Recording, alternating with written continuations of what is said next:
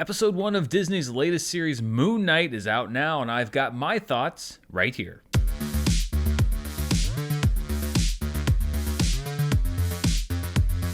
This review is brought to you by Athletic Greens. Go to athleticgreens.com/Dan, D-A-N, for a special offer, and make sure to stay tuned to the end of this review for more information. Athletic Greens, your ultimate daily nutritional insurance.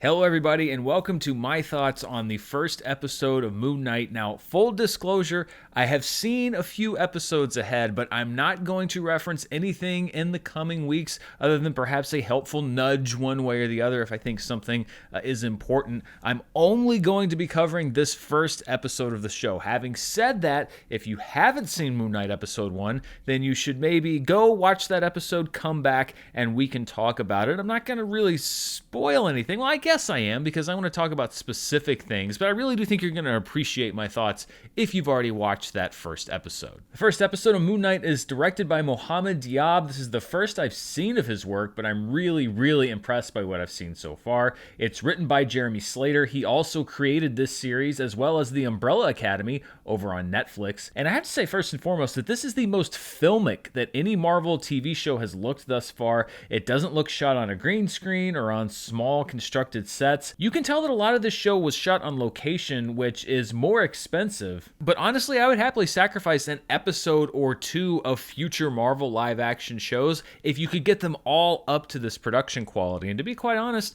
most of them could use one or two fewer episodes anyway. A lot of credit, I think, has to go to the director of photography, Gregory Middleton. He is a TV professional who has also shot shows including The Killing, Watchmen, and Game of Thrones, and I think he's done some really outstanding work here. Of course, Moon Knight stars Oscar Isaac as Steven, who has a weird mix of like Fight Club and Venom going on. He's missing time. He goes to bed, strapped to his bed. He wakes up feeling like he hasn't slept a wink. He's got voices that are happening in his head. He really doesn't know what the hell's going on, and to top it all off, he's stuck working in the gift shop at a museum. I mean, I guess they're going for something unique here, but really, who amongst us hasn't woken up in the Alps only to have strangers shooting at us and then realize that 2 days have passed and that our pet has been replaced? I mean, it's really one of the most common things that can happen to somebody, right? They've all got two fins. I don't care what that Nemo movie says. Now, I know there's been some talk about Oscar Isaac's accent. I think that it really works for this character. Will you just, not let anyone in, yeah?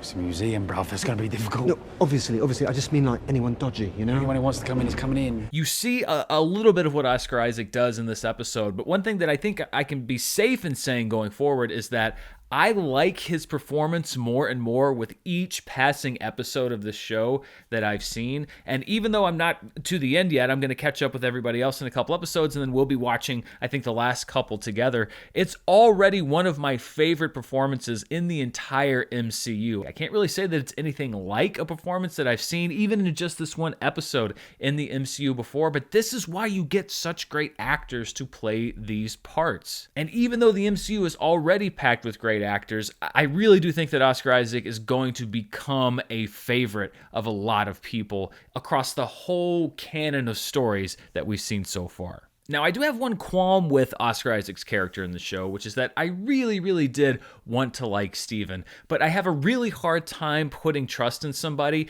who is that comfortable with a human statue. I've got to be honest, I fall with the citizens of Sanford from the movie Hot Fuzz when it comes to human statues. Stick them in the catacombs underneath the city, and nobody should ever see him again. I am sure that all of you will have noticed the return of a blight to our streets.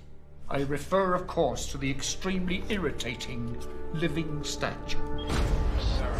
Who knows, maybe Moon Knight will deal with the statue in a future episode. A guy can hope, right? Also, something that I had to look up, the voice that Oscar Isaac hears in his head, I was sitting there listening to it and saying, who is that? I had to wait till the end credits to see that it was F. Murray Abraham, and that's such great casting. And again, it's something that I think it's a voice that is familiar to a lot of people, but that you can't exactly place and isn't a distraction. Where are you? Surrender the body to Mark.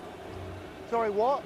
And then we have Ethan Hawke, of course, and what an intro, because this dude basically pulls a John McClane every single morning by walking around on glass. Ethan Hawke is just eminently watchable. Everything he does is fascinating, and I really hope that this show continues to give him moments to shine as we go forward. I also really like the idea of Ethan Hawke's character in this show. He plays a guy named Arthur Harrow, who's basically the representative on Earth of an Egyptian god called Amit, who judges people for their evil deeds before they commit them. It's sort of an Egyptian Minority Report. And that sequence where Steven wakes up in the Alps and meets Harrow and his goons was so great just beginning to end. You start with that just wince-inducing, a dislocated jaw on Oscar Isaac. Then you have the great physical prowess just as an actor he showed in playing Keep Away with the Scarab. That's something that I think when you're watching you take for granted, the idea of closing your fingers and holding your arm out and, doing everything that he does. And you have to understand that in the real world, Oscar Isaac has to do that sort of physicality himself and yet sell 100%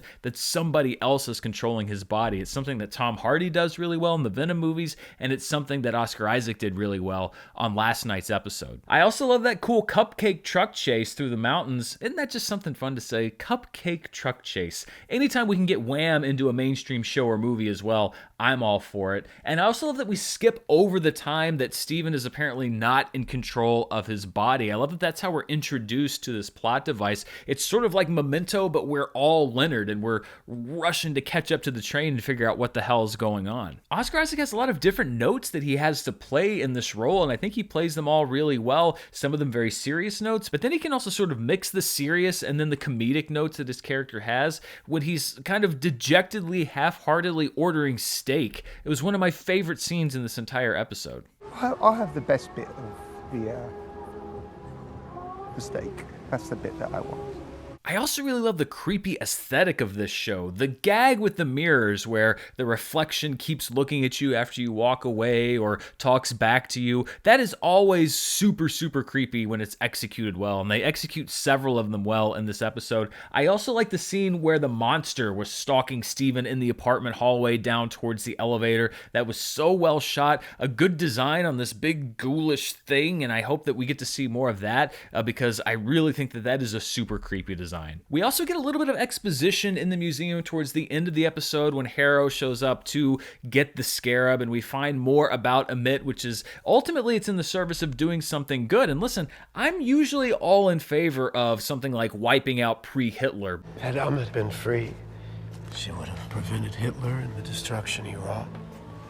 Nero, the Armenian genocide. But there's something about Arthur Harrow that I'm just not sure about. He seems too pure. He's kind of like Grindelwald. Like, in a weird way, you should kind of be on Grindelwald's side, other than the fact that those are terrible movies. But I mean, just like philosophically in a non-movie sense. But there's just something off-putting. It just seems like one of those things where it sounds like a good idea and you can really get on board, but then there's something going on that we don't yet know about. And I'm not playing coy because, I want to pretend like I don't know the end game of the show. I really am curious to see where we go from here and when the other penny is going to drop on this. But these are my favorite kinds of conflicts with villains and heroes, is the idea that you have a villain who is really able to recruit people to a cause that sounds good. The idea of, well, why wait until bad things happen when I'm representing somebody who knows when bad things are going to happen and can stop the bad people from doing them before they even do it. Yeah, sure, that sounds good, but there's got to be some kind of a takeaway. If you're giving that kind of a gift,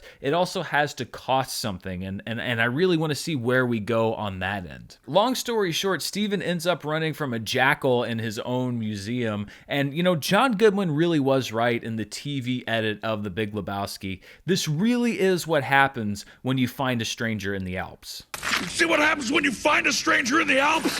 That's what happens. There was so much going on in this episode that I didn't even realize until it was almost at the very end that we hadn't yet seen the superhero that was promised in the title, that we had not yet seen Moon Knight. And I think it's a great credit to how well written the show is that I wasn't sitting there thinking about when is Moon Knight going to show up? I was invested in the story of Steven and what was going on and the mystery of everything. But of course you have to, I think, show Moon Knight in the first episode or people might throw rocks at the screen. So we did get a look at Moon Knight at the end end of this episode. I think it's probably some shots that we've all seen in the trailers and whatnot, but in context still, I think it looks really cool. The idea that you have this big vicious beast that, you know, can run a human off, and yet Moon Knight can seemingly take it on with no problem. I like the look of that character. A lot of it does look practical. I'm sure there are some enhancements here and there, but again, just great design and great execution when you look at that design from the comic books. And I'm not overly familiar with the Moon Knight comics, but I'm familiar with what Moon Knight looks like.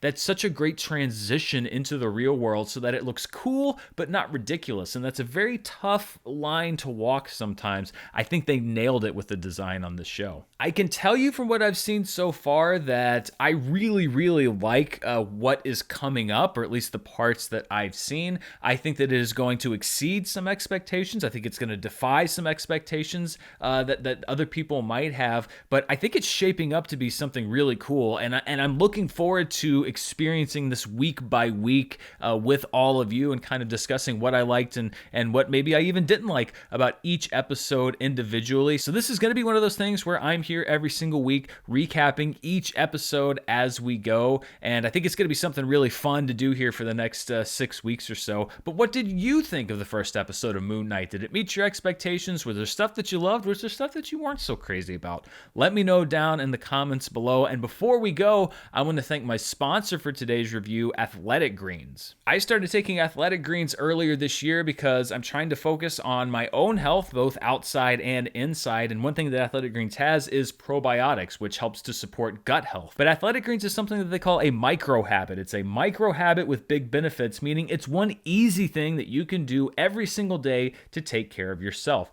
Not only does Athletic Greens just support your overall health, it supports sleep quality and recovery. It also supports mental alertness. If you're like me and you spend a lot of time behind a computer screen, I'd hate to miss a frame or drop in the wrong graphic. I still do that from time to time, but Athletic Greens helps to keep my mind sharp to minimize those kinds of mistakes. And Athletic Greens is always trying to improve. They're doing constant product iterations as well as third-party testing. Plus, when you look at the ingredients, it's cheaper than buying all of those different supplements yourself. You're investing in all-in-one nutritional insurance. I'd love for you to give Athletic Greens a try, and to make it easy, Athletic Greens is going to give you a free 1-year supply of immune-supporting vitamin D and 5 free travel packs with your first purchase. All you have to do is visit athleticgreens.com/Dan. Again, that's athleticgreens.com/DAN to take ownership over your health and pick up the ultimate daily nutritional insurance. I'd like to thank Athletic Greens for sponsoring this review, and I'd like to thank you for watching it. I will be back tomorrow evening, or I guess tonight. My hours get all mixed up with these 2 a.m. drops here in the Central Time Zone. I'll be back soon, let's say that, with my review of Morbius, the second Marvel project that's dropping this week, and I'm sure it's going to be just as acclaimed as Moon Knight has been. Also, stay tuned because I've got charts coming up next week. I've got reviews and news and everything else. Maybe somebody will decide to slap someone in the face again, and we can get another video out of it. We can see. Thank you so much for watching. Stay safe, and I'll see you next time. Bye.